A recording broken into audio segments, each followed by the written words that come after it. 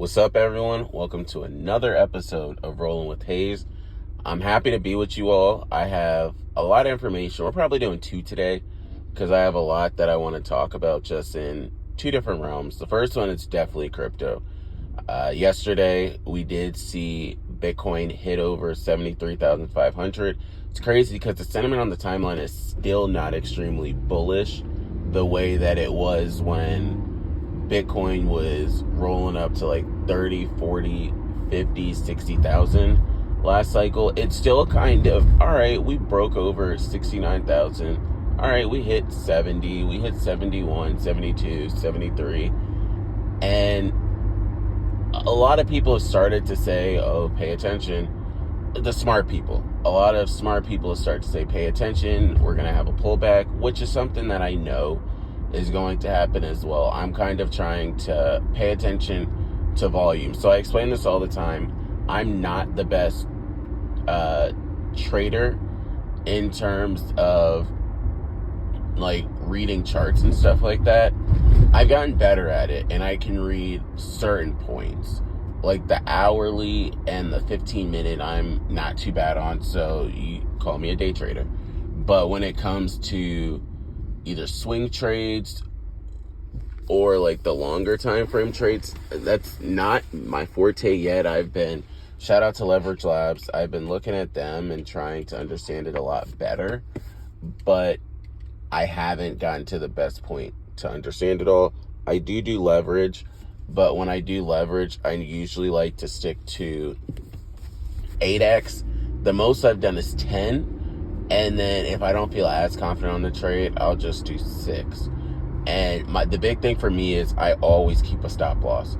So if you ever seen any charts that I posted on the timeline or any gains that I've gotten, I always have stop losses. All my trades don't end up turning into winning trades. To be honest, most of them I get stopped out on. But the reason why I get stopped out on is as the trade starts to move up, I raise my target price and then I raise my stop loss.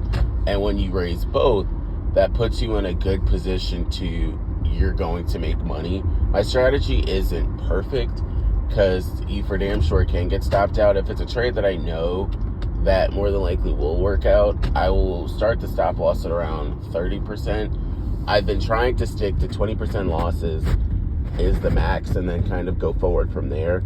And then target prices, I'll listen to see what some people have as a target price, and then I kind of base it off of that when I kind of look at volume. And sometimes I'll go off of RSI, so the relative strength index. But that's the only TA I wanted to end up talking to you guys about. This is more of seeing what I have seen so far and then plays that are laggers or what some would classify as laggers. Kind of starting off with big trades. So dog with hat, and then Doge have been big ones in Pepe. Doge is around 18, 19 cent last I checked. And then dog with hat has gone on a tier. Right now they've actually overtaken Bonk, which is a big thing. But they always say the king on certain chains will always get back their spot. There was a point where Shiba had overtaken Doge, so I could see Bonk doing the same thing. I have a solid Bonk bag that I'm going to continue to use and increase. I have a dog with hat bag because you don't want to, I'm not a maxi. That's one thing. There was a point in time where I probably would have been a maxi and it killed me. So I diversify into these different plays, ones that aren't necessarily the best. I just take out. So I did at Millie. I know it'll probably bite me in the butt because Millie is not moving the same. It had a run up, but currently it's not necessarily moving as well. So I got out. I got a smaller position in Millie just so I still have some exposure and I'm not fully on the sideline. And then on AVAX, so Kakinu, ticker is COQ, that has been moving, but one that I've stayed in and a lot of people on the AVAX side that I talk to are in as well as Kimbo. That's KIMBO.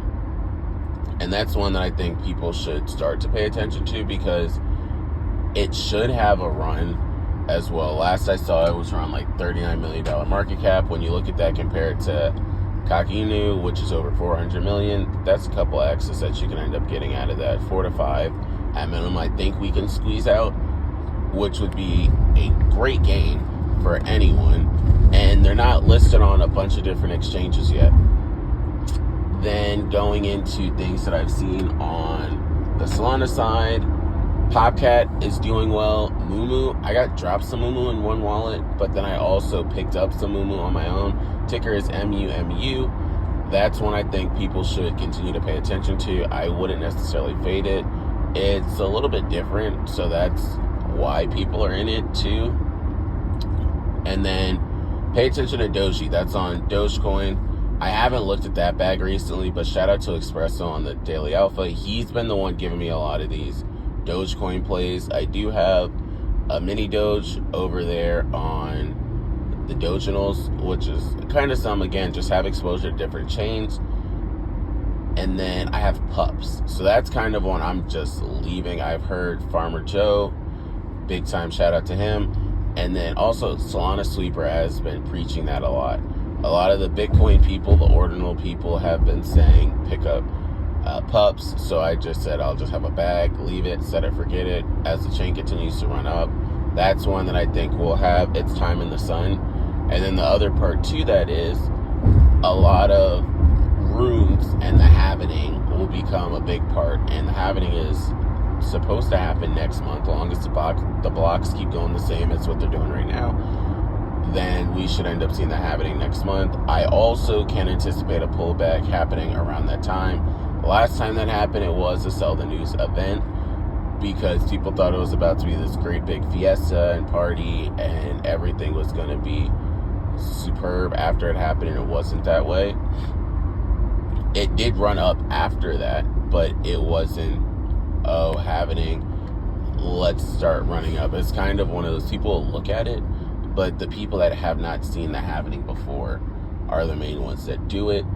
One thing I will say is the last time we had the happening, we didn't have all of this infrastructure that's here, and we didn't have all that's built on it. If you look at NFT, ordinals, there were no ordinals last time. There might have been rare things, but it wasn't as big as it is today. And speaking of ordinals, we do have the OMB mint that's coming up. I did not get a spot on that, but I do have enough Bitcoin on the sideline that I'm willing to put into OMB. I do want an OMB, and then I want Quantum Cat, and I also want a Node Monkey. So I want to look at volume and then kind of look at floor prices. I have my points. I don't want to say them yet because I know some of these episodes blow up, and then I don't want people to get in, although I'm not making the market, so I guess I could tell you guys. 0.4 is the highest I'm willing to go. It's a 0.29 mint, so 0.4, and then I would just leave it. If the floor price of the current collection is over a Bitcoin right now, I don't think ZK is done. And I always want to believe in ZK, at least have some exposure to ZK. He doesn't even have a 10,000 collection. It'll only be in the high 6,000s when this mint comes out, because this is twice the size of the entire collection, and I think that that's going to be promising. Quantum Cats is going to be big. I don't think you guys realize Taproot Wizards has not come out, and they do say some of the Quantum Cats will make you eligible for a Taproot Wizard, and that's something I don't think people should continue to fade. Going over to the Solana side, we could talk about, and then I'll talk about Ethereum, then I'll kind of wrap this up. But on the Solana side, people are starting to get certain bags because of NFT NYC. Remember, some of these plays will drop after NFT NYC. Just kind of taking it a tad bit deeper before we continue with NFT NYC, we did see a huge pullback on ZMBs. I admit I was one of them, because if you didn't get a whitelist spot for for OMBs because you had a ZMB, you sold it. You floored the shit out of that joint. And that's what people did. Like, I probably got mine for 12 or 13, had two of them. I definitely was going back, I had one at 21, sold it at around 15 or 14, and then I got back in right before when I heard that they had spots, got it around 12 or 13, sold those for 9 or 10. Were not the best plays, but they were plays nonetheless. And I ended up putting that money into Jupe, some into Dog with Hat. I got an oval because we're going to now use this to segue back into NFT NYC. I got an oval not for NFT NYC, but for the Pike Finance, because they said like the BTC ovals, the evolved ovals, and the regular ovals, they stack for more rewards when it comes to the Pike Finance. And of course, they've had that saying of the thing that not a lot of people on the timeline are talking about are the trades you want to get into. And I don't hear a lot of people talking about Pike Finance, so I'm hoping that this is a decent airdrop. I didn't take part in the AEVO airdrop, although people were talking about that one.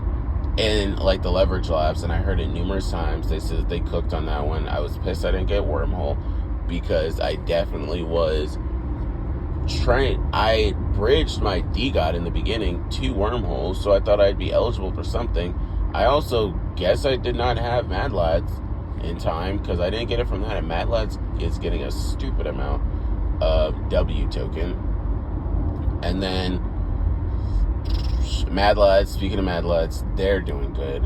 They're holding steady at their floor of around 190 as Solana's going up. That's all you really want.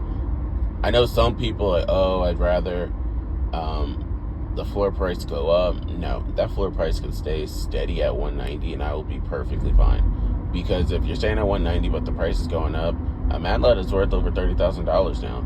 You can't ask for anything else. Klano's another one. Speaking of NFT NYC events, I have a Klano because of the event that they're supposed to be doing in NFT NYC, and then they will be having rewards and stuff like that too, is the speculation with their rewards packs. And I know Bonk is one of the people that'll be sponsoring it along with Hello Moon. I am hoping I get a spot. I submitted my name on the list to get a spot, so we will see if it comes through for me to get a spot. Last time I didn't get it when I tried, and it was like, all right, whatever, I'm not going. So I'm hoping this year is a little different. They have, I think, reserved 1,500 spots, and I don't think everyone that gets a spot is going to get a pack, from what I think. So I'm going to go for us. I'm hoping to get a spot, but I don't really know how that's going to go. So hoping for the best, because if it's Bonk rewards, we can keep stacking that Bonk. I'm going to be honest. I'm just going to keep stacking it. And goal with that is, so I have it locked up till August and September. I'd probably keep it in there until October is my goal of what I would do. Because the other thing is, when it's out of sight, out of mind, it's good. On top of that, it's free money. I got all this from the stream fund. So for me just to have it, I might as well just stake it and you get a 2x. So off of free money, then you get a 2x and you just allow the price to run up. You're not really losing in this battle of everything. And kind of going to the Ethereum side, I have to look at Pudgy Penguins and see if the Pudgy's ecosystem is doing anything in NFT NYC. Ethereum has had a mad pullback because that fall from grace, it's in terms of pricing on Ethereum, is wild. Both of them, Bored API Club and Pudgy Penguins, are both over 20. Pudgy's are around 11 last I saw, and then Bored API Club was under 15. Nobody expected those. But ordinals is the big thing right now. You're putting so much money into ordinals. Meme coins have so much more liquidity. You might as well put it in there. Only one that's doing well, and it's because a lot of people are farming it, is blockchain games, or Block. I had it at one point. Currently, it's 0.92 Ethereum, which is over $3,000 for one of the NFTs. I'm not really doing Ethereum NFTs if there's not liquidity over there. You can be my guest if you want to. If you know the right place, so be it. But kind of just wrapping all this up, tickers I'm looking at and things that I think people should look into. So Fetch.ai, ticker is FET. They have not had the run up like some others have had. AVAX is only sitting around like 50 some odd dollars, 56 last I saw. And then taking that a step further, I was looking at Doge. Doge is sitting around 18, 19 cents. They're off their all-time high. And then FTM Phantom is another one that people should continue to pay attention to. Ones that I have seen that have had a pullback that should continue to go back up when the market just as a whole continues to move up. First one is Nick. So Nick did have a pump just off of the whole choose rich movement. A lot of this is cults and movements. How is it going to continue to react and respond? And it had its good moment. Of course, he was also on Barstool with Dave Portnoy, which is big. So then Portnoy had a token come out, and then he said something. I have a small bag of Portnoy, not even a Solana worth of Portnoy, but I have that. Again, I told you I have Mumu. And then I guess SmurfCat has something on the Solana side too, because I have a bag that they airdropped me of SmurfCat. And then if you have the Saga mobile phone, whatever amount that you have, you're cooking. I have the Saga mobile phone, and I moved it all to PopCat, and let's just say I'm happy with the bag. It's not stacks or racks, but I'm pretty happy with what I have so far. I wish I would have got more of the Solana mobile ones, because I would really be sitting well. So that's everything I have for today in terms of the NFT and crypto side. Just wanted to kind of give you my thoughts on what's going on with the market, give you my outlook on what I'm seeing. I still believe Bitcoin's going to go to 100,000. I would push my timeline to late January, if anything. It seems like this cycle is matching up with the 2017-2018 cycle in terms of how everything is going. And if that's the case, I'm getting out in December. The breakout did happen in 2017-2018, right around Christmas time of that year. And it should continue to just move up as well for everyone this year. After that one happened, we did end up seeing a lot of the altcoins move up. You had your huge ones like Nana and Neo that had dumb runs, and that's what I think people should pay attention to this time around too. Solana clearly has overtaken that spot, but the main ones that have stayed the same throughout time and time again: Bitcoin, Ethereum, USDT, BNB. BNB was huge that cycle, and they've continued it this cycle. But other than that, just stay sharp, stay smart. I'll catch you all next time. Rolling with Hayes, we out.